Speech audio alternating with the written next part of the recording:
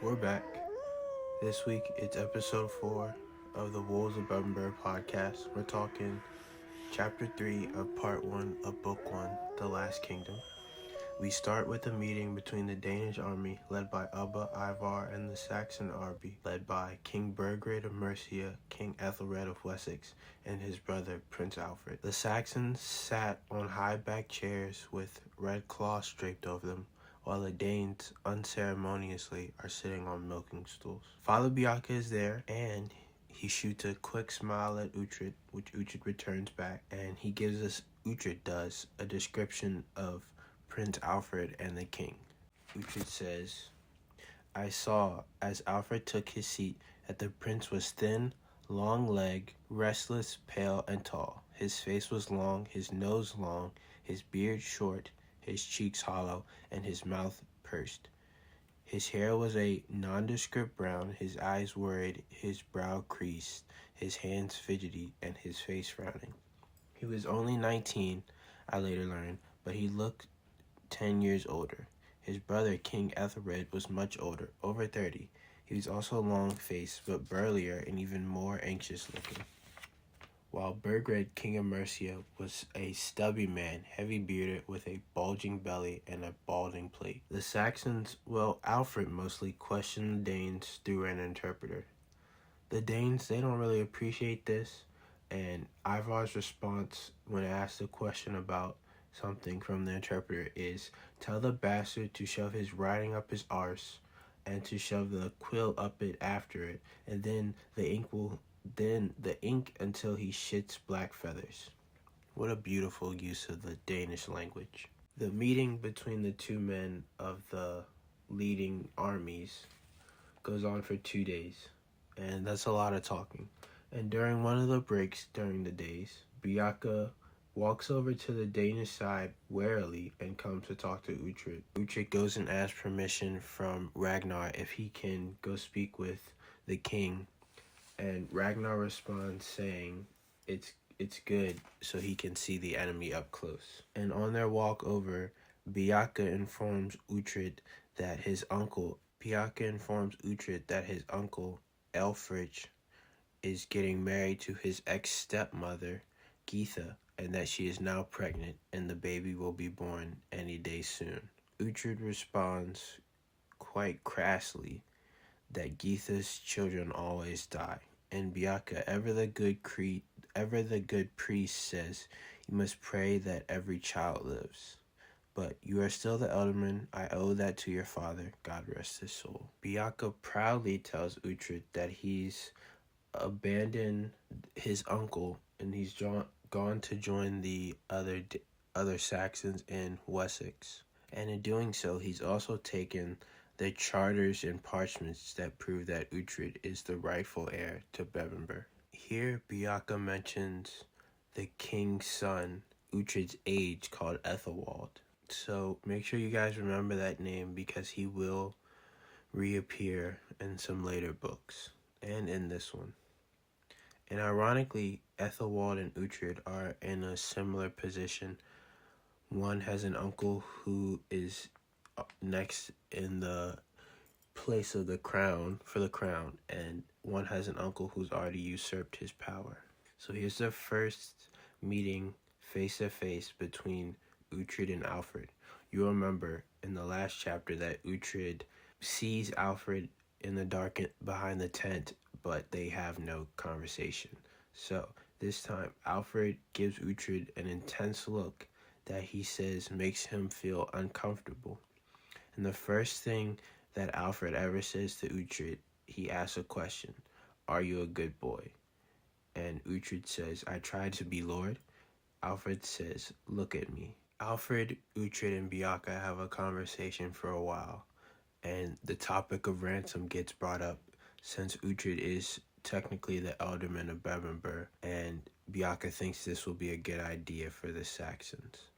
Alfred ponders the topic, but he isn't quite sure what to do yet. The three also talk about Uhtred's education and whether he can read or write, and Bianca jumps in to say he has taught him some of the beginning, which Alfred says is good because his parents taught him much too late. And their conversation ends. Alfred offers Uhtred a blessing, and they send him back on his way towards the Danes, where Ragnar promptly hits Uhtred on the head because Uhtred says, "You were cruel to me and beat me constantly," which Ragnar gets a kick out of, and he thumps Uhtred one more time just for good luck. Alfred does offer to ransom Uhtred, but the prince balks at the price that Ragnar set so ludicrously high, and so Uhtred remains with Ragnar and the Danes. But the price is not as nearly as high as what Ivar and Ubba took from King Burgred of Mercia. Mercia would become part of Danish-held lands, but Burgred would remain the king in that land. The Danes would take whichever lands in Mercia they saw fit, and Burgred's Fjord would have to supply men and weapons and supplies to the Danes whenever they were called upon. The Mercians were also demanded to pay a huge sum of silver and gold in order to keep his throne. The Saxons of Wessex, Ethelred and Alfred, had no part in the discussions, and so, seeing their ally collapse, they leave on the second day, riding south to their homelands. And just like that, Mercia's fallen. First Northumbria, then Mercia. And just 2 years, half of England was gone, and the Danes were only just beginning. And they really were. They didn't have to do much fighting to get those two kingdoms easier. It was quick, really. 2 years for 2 kingdoms. Once the negotiations end, the Danes ravaged parts of Mercia that still resisted their rule, and then they sent ships home to Denmark to encourage more men and more families to come to the Saxon lands. And Uhtred has a thought that he might never get to fight for England because he wouldn't be old enough by the time he's ready to fight, and there would be no England left. So, as Uhtred grows older, he learns proper education, which was holding a sword and shield stretched out to learn and gain strength. He was taught strokes of the blade and the spear and the axe and the shield, and he began putting on muscle by rowing at the oars. He often says strangers mistook him for being Ragnar's son because he had the long, fair hair. And he said Ragnar was pleased when that happened. Though he made it plain Uhtred would not replace Ragnar the Younger or Rourke. But Ragnar says, if Rourke lives, he said sadly, for Rourke was still sickly. You have to fight for your inheritance.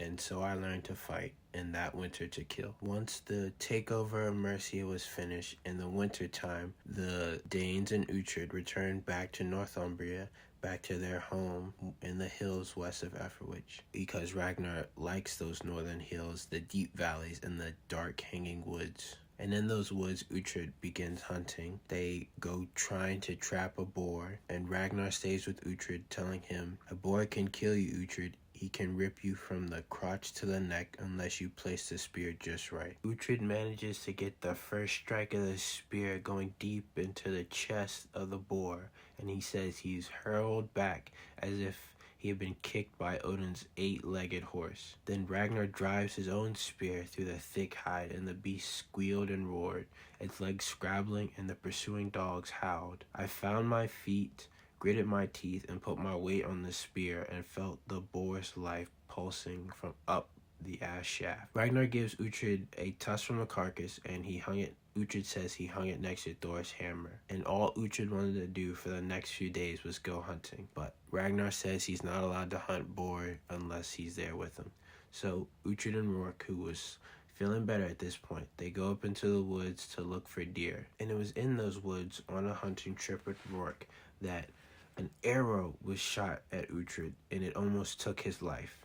The two boys were creeping through the undergrowth, and the arrow whistled by just inches from his head and stumping into a tree. They turned around and put an arrow on their own bowstrings, but they saw no one and only heard feet racing away through the trees downhill. They followed, but whoever ran was going too fast for the boys to catch up. Ragnar declares it an accident, and he says it could have just been someone who thought they were deer and mistake them for one and shot anyway. That winter, later on, they go back to Etherwich, which is York or Jorvik, the major city in Northumbria, and they spend days repairing the boats. And in Etherwich this time, they meet the third brother of the Lothbrok, Halfdan. He's the youngest brother, and he comes ashore roaring. He embraces Ragnar, punches Uhtred in the shoulder, thumps Rourke in the head, and swore he'd kill every Christian in England. Then he went to see his brothers. The three of them planned the new war, which they promised would strip East Anglia of its treasures, and as the days warmed, we ready for war. Their plan was rather simple. Half the army would march south by land, while the other half, which included Ragnar's men, would go by sea. And so Uhtred is looking forward to his first proper sea voyage. But before they leave, they come across an old enemy, Kjartan and his son Sven. Kjartan asks that he would come with Ragnar aboard his ships, and he even says so much as to say, "I beg you, Lord," which Uhtred realizes must have taken a great deal of effort, for Kjartan was a proud man. But in Etherwich he had found no plunder, earned no armorings, and made no reputation for himself. Ragnar coldly says, "My ships are full," and turned away. Uhtred asks Raven why he doesn't just sail with someone else. And Raven, ever knowledgeable, ever wise, says, "Because everyone knows he offended Ragnar, so to give him a place at the oars is to risk my son's dislike." Raven shrugged. Kjartan should just go back to Denmark. If a man loses his lord's trust, then he has lost everything. But, unfortunately for Uhtred, Kjartan and Sven stay in Etherwich instead of going back to Denmark. And now the fleet is on its way south. Ships with shields on their sides and bellies full of men and weapons and goods, heading east down the Ouse and then out into the Humber, or the Ambar River, headed towards the sea. This is Uhtred's first ship voyage, and it's a proper one, with 89 ships all together, and they're heading south along the coast, out into the wide open sea. And Ragnar says he loves this. In Valhalla, he hopes to find a ship, a sea, and a wind. Ever the Viking, our friend Ragnar. The dragon-headed fleet ends up at a place along the East Anglian and Mercian border. It's called, and this is the old English language, so I'm going to butcher this, but it's Gaelish, maybe? Today, it's called the Wash. And Ragnar says they had been here 3 years ago.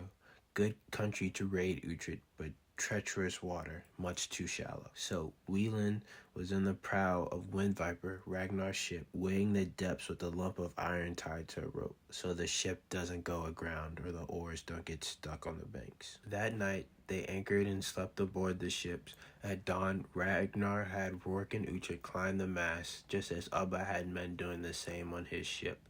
And they told Ragnar what they could see from their high vantage point. They respond, 3 men on horseback to the south watching them, and a village. They continued on, with Ubba's ship now in the lead, and Ragnar says, "Today you will learn the Viking way." To be a Viking was to be a raider, and Ragnar had not conducted a seaborne raid in many years. So there's a thing, we use the term Viking now just to mean an all-inclusive term for people from, in those days, from Denmark, Norway, Sweden, Finland, all the Nordic countries. Raiding or Viking was an activity. Like you go fishing or you go biking, you go Viking, which, and Uhtred mentions it, he means to be a raider, not an invader like the Danish army is now. So instead they're landing somewhere with their boats and ships, they're stealing slaves, weapons, goods, and they're getting back on their ships and going somewhere else. So that's what they're doing right now, the Viking way. Their goal here is to draw the East Anglian army away from the center of their country towards the coast, while Ivar with the land army can travel south into the middle of the country from Mercia. And that's what the plan is, which they mentioned a bit earlier. Ubba finds somewhere to land the ships along the East Anglian coast, and his men embark on a place where they can defend the ships. And then they send parties of men out into the countryside, who come back with captured horses, and the horses were then used to mount another war band farther inland, which Ragnar led his men on. So, again, they're doing some raiding. They're going Viking. Ragnar's men come to one village which they burn. There was no one there, and Uhtred says he does not know its name. They continued on, burning farmsteads and churches on their march, and eventually on the road, they come to a larger village. They hide in the woods, lit no fires, and attacked at dawn. And I'd imagine that's pretty scary. A horde of shrieking Danes attacking in the half-light. They were a nightmare for all those in England. The people in the town, they had no weapons, no armor. They might not even known that there were Danes in their countryside because they were not ready for them. They died.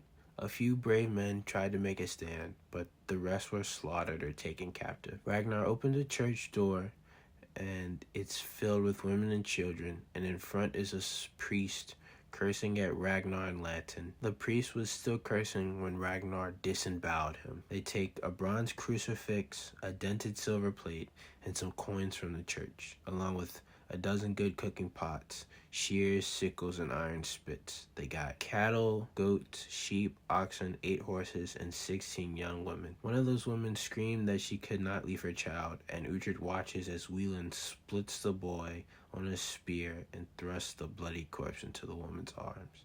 Ragnar sent her away, not because he pitied her, but because one person was always spared to carry the news of the horror to another place. Oof, rough day for that lady. And for the rest of those Saxon people. Uhtred's ordered to burn a building, and as he's doing that, a large man, twice his weight in height, comes at him, cursing and screaming him, calling all type of names. And there the two men fight. Well, the man and the preteen, I think.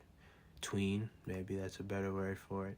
They fight. And Uhtred eventually kills the man, and he thrusts his spear through him. And this larger man is attacking Uhtred with a spear, an eel spear, which is basically a trident. That's what it sounds like to the description. And for his first kill of a man, Uhtred gets a 3rd arm ring, and he says he's proud of that because there are warriors in Ragnar's band who only wore 3.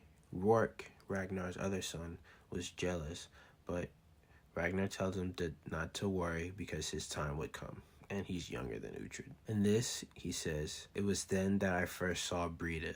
She was my age, black-haired, thin as a twig, with big dark eyes, and a spirit as wild as a hawk in the spring. And she was among the captured women, and as the Danes began dividing those captives among themselves, an older woman pushed the child forward as if giving her to the Vikings. Breda snatched up a piece of wood, turned on the woman, and beat at her, driving her back, screaming that she was a sour-faced bitch, a dried-up hack of grizzle, and the other older woman tripped and fell into a patch of needles where Breda went on thrashing her. Ragnar was laughing, but eventually pulled the child away, and because he loved anyone with spirit, he gave her to me. Keep her safe, he said, and burn that last house. And so he did. Uhtred learns 2 things at this moment. First, start your killers young, because before their conscience grows, they will be young and lethal. The second thing he learns is, as a child, to never be alone. And he says, and it was that I was rarely alone which kept me alive. The Danes continued to raid, so they sent out more men to get more horses so they could send out more men to go farther and make sure they keep an eye out for this army that was coming to attack them. Now, so far in the series, we've met 4 kings or 5 kings. We've met Ethelred, king of Wessex, Burgred, king of Mercia. We met Aella, wannabe king of Northumbria. We met Osbert, the actual king in Northumbria when the series starts. And then we meet Egbert, the puppet king in Northumbria the Danes put on the throne. The 6th king is named Edmund, and he's the ruler of East Anglia. And he has to decide if he'll fight for his kingdom or if he'll collapse just like Burgred of Mercia does. Remember how Uhtred tells us that the fact that he was never alone or rarely alone is what kept him alive? Well, this is an important part. Uhtred and Breda, together, they are doing some raiding with the Danes, and they find a monastery, and near the monastery is a farmhouse, a Roman farm. Those pesky Romans always popping back up in the series. Here in this building, the Roman building, Uhtred describes how the magnificent, how the roof is still relatively in place, how the building has good walls, how there's not thatch and mud and wood, but instead is stone and cut nicely. And there's a tile with a pattern on the floor, something that the people of this time can't even fathom creating. Those Romans, they sure know how to build. Uhtred and Breda are looking through the farmhouse, the Roman farm, and then someone walks in to the house. And guess who it is? If you put a bet on it, it was Wieland. And he says, "Lost your sacks, Uhtred?" "No. We're leaving. Ragnar sent me." I nodded, saying nothing, but knew that Ragnar would have sounded a horn if we were truly ready to leave. Wieland chases Uhtred into the house, and he says, "What's the matter, Uhtred? Frightened of frogs? What do you want?" "Not so cocky now, eh, Alderman? Your uncle sends his regards and trusts you will burn in hell while he lives in Bebbanburg." "You come from," I began, but it was obvious Wieland was serving Alfred, so I did not bother to finish the question, but instead edged backwards. "The reward for your death will be the weight of his newborn child in silver," Wieland said, "and that child shall be born by now. And he's impatient for your death, your uncle is. I almost managed to track you down that night outside of Nottingham. You guys might remember Uhtred heard footsteps that night he went to spy for the Danes. And I almost hit you with an arrow last winter, but you ducked. That time Rourke and Uhtred were in the woods hunting deer. Not this time, but it will be quick, boy. Your uncle said it must make it quick. So kneel down, boy, just kneel." I haven't given her a name yet. Perhaps after this she'll be known as Orphan Killer. He's talking about his sword here. Then the first roof tile hit his helmet. So someone's throwing stuff at him from the roof. It hit him. He falls backwards, and the second and third hit him. One on the shoulder, one on the waist. And Breda shouts from the roof back through the house. Uhtred runs, just missing Wieland's sword stroke by inches. He twists through the door, ran over the fish-drawn chariot, through a second door, another door. He saw an open window, dove through it. Breda jumps down from the roof, and together the two run away into nearby woods.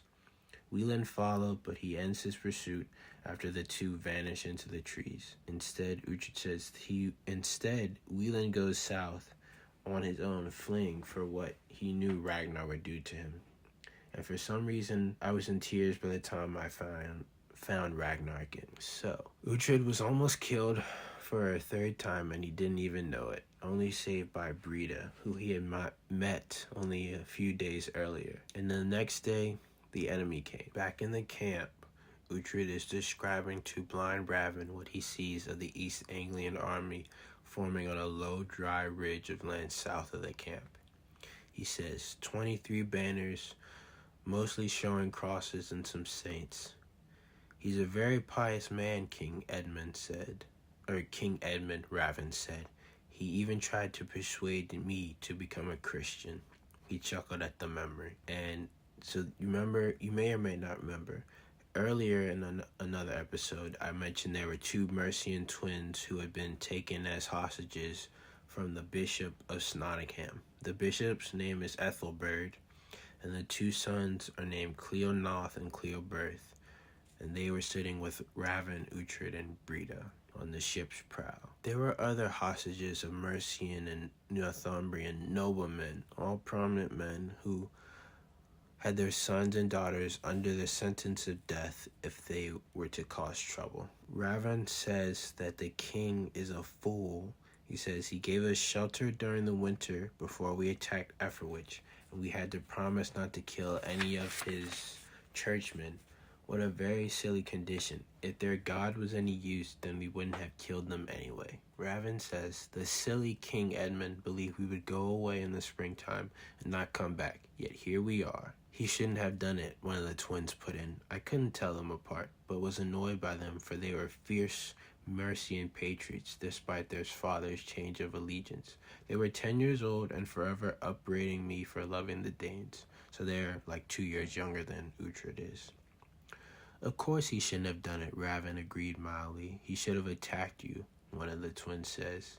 He would have lost if he had. We made a camp, protected it with walls, and stayed there, and you paid us money to make no trouble. The rest of the chapter, it describes this battle here in the marsh.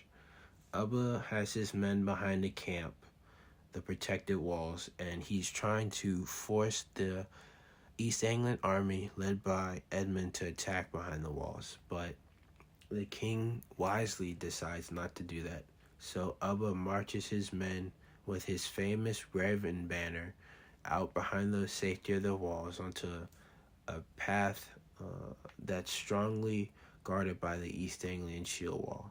Ubba hesitates, and Uhtred describes all of this to Raven. He says, and this is something key for how the Saxons and Danes fight each other. It doesn't do, he told me, to lose men, even if we win. But if we kill lots of theirs, I asked, they have more men, we have few. If we kill 1,000 of theirs, then they will have another 1,000 tomorrow. But if we lose 100 men, that means we must wait for more ships to replace them. More ships are coming, Brita says. I doubt there will be any more ships this year. No, she insisted now, and she pointed, and I saw 4 ships nosing their way through the tangle of low islands and shallow creeks. Tell me, Raven said urgently. 4 ships coming from the west. From the west, not the east. From the west, I insisted, which meant they were not coming from the sea, but from one of the 4 rivers that flowed into the wash. The prows, Raven demanded. No beasts on the prows, just plain wooden posts. Oars, 10 aside, I think, maybe 11, but there are far more men than rowers. English ships, Raven sounded amazed. Because, the English, they suck at building ships. The Danes, though, they're great seamen. With Ubba's army out, away from the ships, hidden behind the earthen wall, the English Saxons, they come up the river and they set fire to the Danish ships, which are only guarded by sick men and laymen. They get quite a few ships to burn. Those 4 Saxon ships, 3 of them land and they disembark and they fight the Danes who are there in camp, which is a mistake because Ubba finally brings the Danish army back inside the camp walls, and there they have a vicious fight. It's a slaughter. Ubba leaves part of the army to defend the entrance to the camp so that King Edmund's forces cannot attack from both sides. It was a slaughter, Uhtred says. That was Danish work. A fight fit for the Scalds to celebrate. And it's here that Uhtred first sees Ubba fight. He marvels at him, calls him a bringer of death, a grim warrior, a sword lover. He doesn't fight in the shield wall. Instead, he fights with his war axe in one hand and the shield in the other, slamming at men, and he looks indestructible. He was surrounded by East Anglians screaming at them, but he came out of the tangle, his beard covered in blood, trampling his enemies into the tide, looking for more men to kill. Ragnar joined him, and so Ragnar's men followed, harvesting an enemy beside the sea, screaming hate at men who had burned their ships. When the screaming and killing was done, we counted 68 English bodies, some of which we could not count, for they had run into the sea and were drowned there. Whew, a watery grave. Not nice. One East Anglian ship escapes the rest of the dying men. The victorious Danes dance over the corpses they had made, then made a heap of captured weapons. There were 30 Danish dead, and those men were burned on a half-burned ship.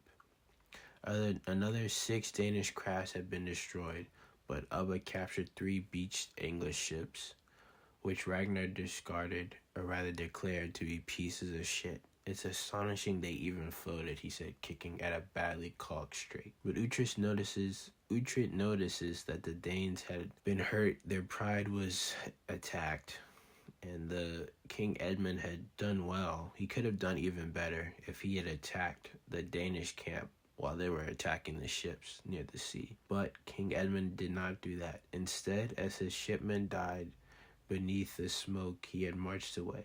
He thought he was facing the Danish army by the sea, only to learn that the real attack had come from land. He had just learned that Ivar the Boneless was invading his land. Ubba was enraged. The few English prisoners were sacrificed to Odin, their screams a call to the god that we need his help. And next morning, Leaving the burned boats like smoking black skeletons on the beach, we rode the dragon fleet west. That's the end of the chapter. Much of the stuff that happened in this chapter doesn't appear in the show. So if you watch the show and you're like, where's this from? Why don't I remember it? It's because it didn't happen. But once again, there's a lot of good stuff in these chapters. And Cornwall is always great with his writing. So that's it. The story moves on. Next time we're talking chapter 4. And we're looking at King Edmund and Uhtred and Ubba and Ivar and Ragnar and Breda and Raven and Rourke all together again. So remember, folks, keep your sword sharp, your mail clean, and your eyes open for the Danes.